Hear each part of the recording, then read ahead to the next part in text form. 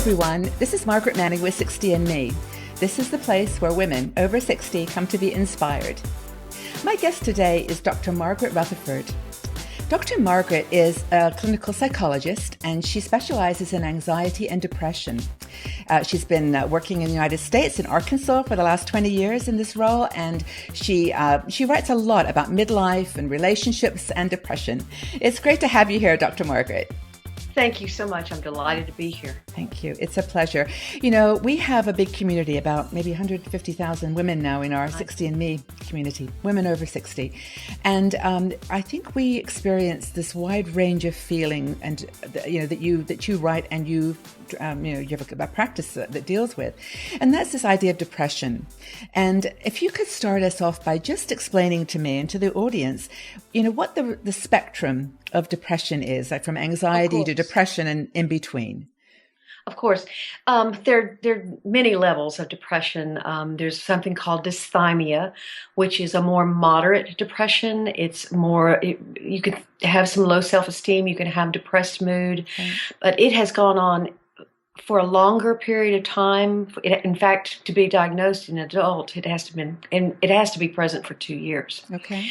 So you have that. It's just a low energy, not enjoying life, but you don't have any more serious symptoms. Your eating is okay. Your sleep probably okay. Mm-hmm. But then that can worsen to what's called a major depression. And when you have major depression, that's when you add on things like suicidal ideation and self-destructive behavior, major depression, incredible fatigue, what's called anhedonia, which means you don't enjoy activities that you used to enjoy. There are cognitive problems with major depression. You usually have a very difficult time focusing, and making decisions is very difficult. Mm-hmm. Of course, after 60, we also have more loss going on. We have the loss of friends. We have, tragically, sometimes the loss of children. And so within the realm of treating depression, you also have grief.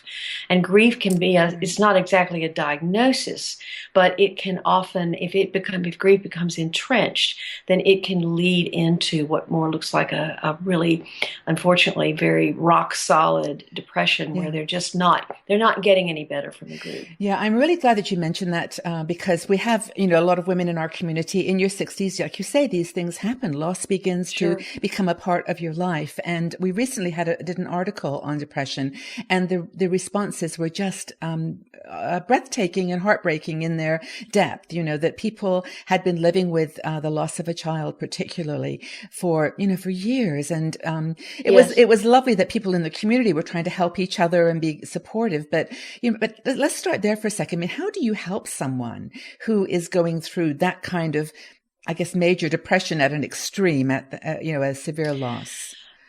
Well, you try to at first, Margaret, normalize whatever they're going through. There is no stair-step way of grieving.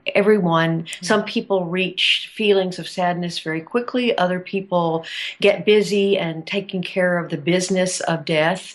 Some people are very angry. Their faith can be if they have faith, they can lose a sense of their spirituality and their faith. So everyone has their own way of grieving, and especially if it's a child or an adult child. Yeah. Yes, and the how of it is also important. How did the death occur? Was it an accidental death? Did they have time to prepare? Was it a suicide? All of those things create a different kind of dynamic for the person who's grieving. And so they have to in therapy, you want to offer them a very comforting environment, and yet, my son has not died. So a lot of the things that you have to experience and give them support is you're going through something that I don't know. Yes. The only reason I know about it is because I've worked with other people.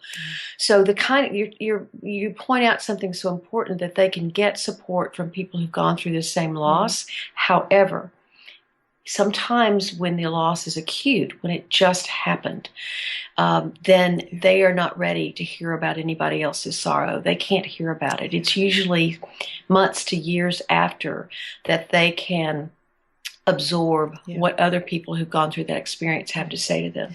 And I'm really happy that you're saying these things, because one of the things that came up in terms of suggestions was see a professional. I think there's some points in the grieving and in the depressive process that there's just, friends can only do so much. You have to talk to someone like you who has, experience and who's trained to deal with it. Well, both in depression and in grieving, other people's lives are going on as normal. Yeah. And if they want to empathize with you, they sort of hit the pause button on their own life and come into yours and say, wow, how are you doing? What's going on? But then when that conversation is over, they go back to conversations with their children, or they go back to not being depressed themselves. What is different about therapy is that when you walk in the room, that therapist is in your space with you for as long as that session, and she or he is available. She or he is available to you as well. The relationship doesn't have anything to do with the therapist, so there's no expectation of give back. It's simply a place where you can delve into your grief and hopefully get support and get help. Right. We started kind of at the extreme of depression after 60, which was probably the first place we should start, because that is the one that maybe hurts and goes deepest with people.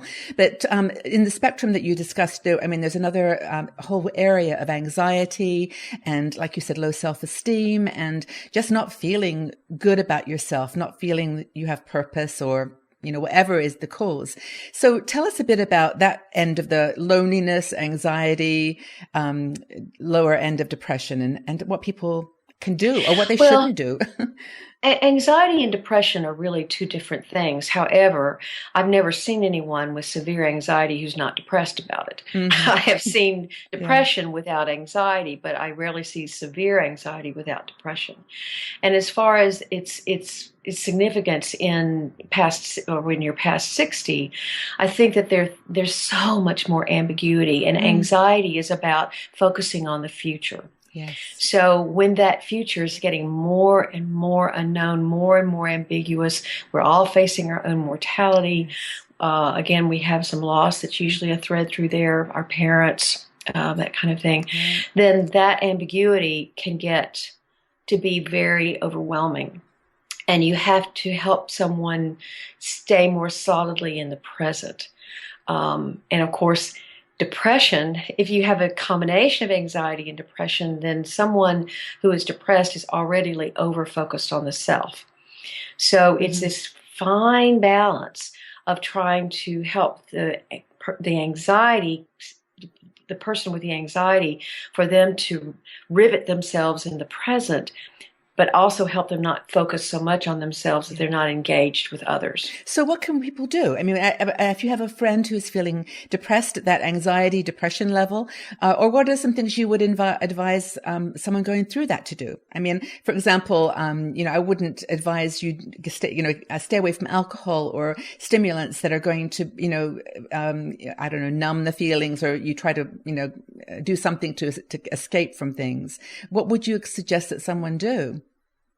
Well, I'm a firm believer that just because you're over 60 does not mean that you can't change lifelong habits. I know, because I've worked with people who've done it. They have carried around things from the past that they either blamed themselves for or felt like or they've never even told anyone what happened. Abuse, trauma, whatever. And then they have regrets that they're carrying around too. So I think that deciding that you something I sometimes say to people is that helpful? Is it helpful for you to carry around that shame any longer? Is it helpful for you to fear that any longer? Is it helpful for you to do these things? And if it isn't, it's a choice to try to focus on something else. Several people come to mind, one man in particular who was almost 70 and his mother had blamed him for the death of his younger brother. He had like 5 kids and he was supposed to be watching them, and a truck ran over the child. And the mother had blamed him all his life, and he never felt like he deserved a good life because he had not saved his brother. when we worked through that, and he could see that his mother had simply transferred her grief into anger for him, against him, plus she had a lot of problems herself, then he just blossomed. Yeah. And he recognized what he'd been doing to himself all his life. And now he'd had a good, productive life, but he never had been happy. And I remember the session he came in and he said, Margaret, I went on a date with my wife and I had fun for the first time in my entire life. Yeah. And so he had let himself off the hook. So often what you're experiencing now is tethered to things in your past. Yeah, we talk a lot about regrets, and I think there's a group, a psychology now that challenges these aging stereotypes that like you cannot change or you cannot be free of these things that have happened in your past. And I think women, especially, are brave now. There's a a courage, and I think that just to say I have no regrets. I did the best I could. I was the best mother I could be. My legacy is what I've done. Flawed. We're all flawed. Exactly. But we did our very best. So I think that, the advice you've given is really positive, to just try to get out of yourself, maybe, volunteer or, get out into a social situation that you, don't think about yourself so much, join I a think community. people decide that they don't have anything to offer when they're filled with regret or shame or guilt or anger. Well, who am I? I've got all the, you're somebody important, and you can help someone else, and you can be involved, and you can, it's not helpful to carry that around anymore. And so I think that you can focus on the activities and getting engaged with today. Brene Brown talks about this whole idea of being good enough, that at some point in our lives, we have to say, we are good enough. We're worthy of love. We're worthy of, being accepted and nourished and, adored. And, I think that we all just need to maybe transition. That's really been very interesting though. I mean, I think that once people understand that depression isn't something to be ashamed of, that it's nothing to be, something that it's something that you can deal with, that you can either turn to friends or activities like we've talked about, or to look for someone like you, where you can just go very deep and find where the triggers are. And I don't want to oversimplify this, because there are depressions that are just feel like they've got you just in their grasp, and you have recurrent depressions. We haven't even talked about bipolar disorder or any of those mood swing disorders. And so people who struggle with those have to learn how to manage them and monitor it. And the good news is it does tend to get better as you get older. So yeah, we're going to do a series of videos, so perhaps we'll cover that in another video, because I just wanted this one to really talk about the spectrum of depression that women and men really in their 60s do experience. And I think we'll talk about loneliness in another video as well, because I think that's maybe a response to depression, to become isolated and then lonely. So, but anyway, I wish there was one of you in every city in the world so that we could say, but for now, I would say that people go to your website, which it's drmargaretrutherford.com. Yes? Yeah, come on in. Okay. And I will put that in the article so that people can find you. And I really appreciate you being here, giving us your thoughts and advice. And it's great talking with you. Thanks a lot.